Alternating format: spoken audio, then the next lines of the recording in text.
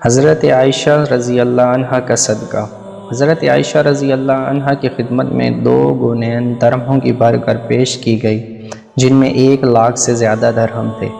حضرت عائشہ رضی اللہ عنہ نے طباخ منگایا اور ان کو بھر بھر کر تقسیم فرمانا شروع کر دیا اور شام تک سب ختم کر دیے، 1 درہم بھی باقی نہ چھوڑا۔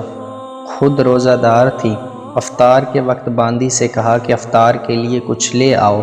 وہ 1 روٹی اور زیتون کا تیل لے آئی اور عرض کرنے لگی کیا اچھا ہوتا کہ 1 درہم کا گوشت ہی منگا لیتی، آج ہم روزہ گوشت سے افطار کر لیتے۔ فرمانے لگی اب تان دینے سے کیا ہوتا ہے، اس وقت یاد دلاتی تو میں منگا لیتی۔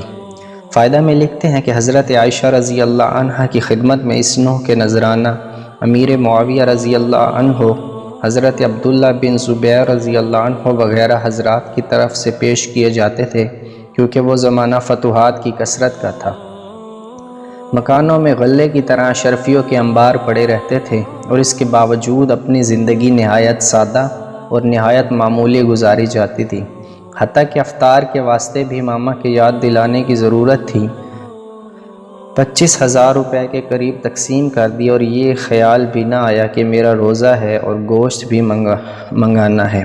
آج کل اس قسم کے واقعات اتنے دور ہو گئے کہ خود واقعہ کے سچا ہونا میں تردد ہونے لگا، لیکن اس زمانہ کی عام زندگی جن لوگوں کی نظر میں ہے، ان کے نزدیک یہ اور اس قسم کے سینکڑوں واقعات کچھ بھی تعجب کی چیز نہیں۔ خود حضرت عائشہ رضی اللہ عنہا کے بہت سے واقعات اس کے قریب قریب ہیں۔ ایک دفعہ روزہ دار تھی اور گھر میں 1 روٹی کے سوا کچھ نہ تھا۔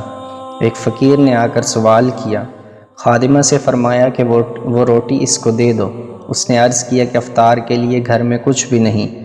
فرمایا کیا مذائقہ ہے، وہ روٹی اس کو دے دو۔ اس نے دے دی۔ ایک مرتبہ ایک سانپ مار دیا۔ خواب میں دیکھا کہ کوئی کہتا ہے کہ تم نے ایک مسلمان کو قتل کر دیا۔ فرمایا اگر وہ مسلمان ہوتا تو حضور صلی اللہ علیہ وسلم کی بیویوں کے یہاں نہ آتا۔ اس نے کہا مگر پردے کی حالت میں آیا تھا۔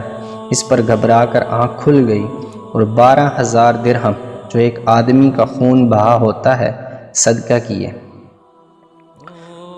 عروت رضی اللہ عنہ کہتے ہیں کہ میں نے ایک دفعہ دیکھا کہ 70,000 درہم صدقہ کیے اور اپنے کرتا میں پیوند لگ رہا تھا۔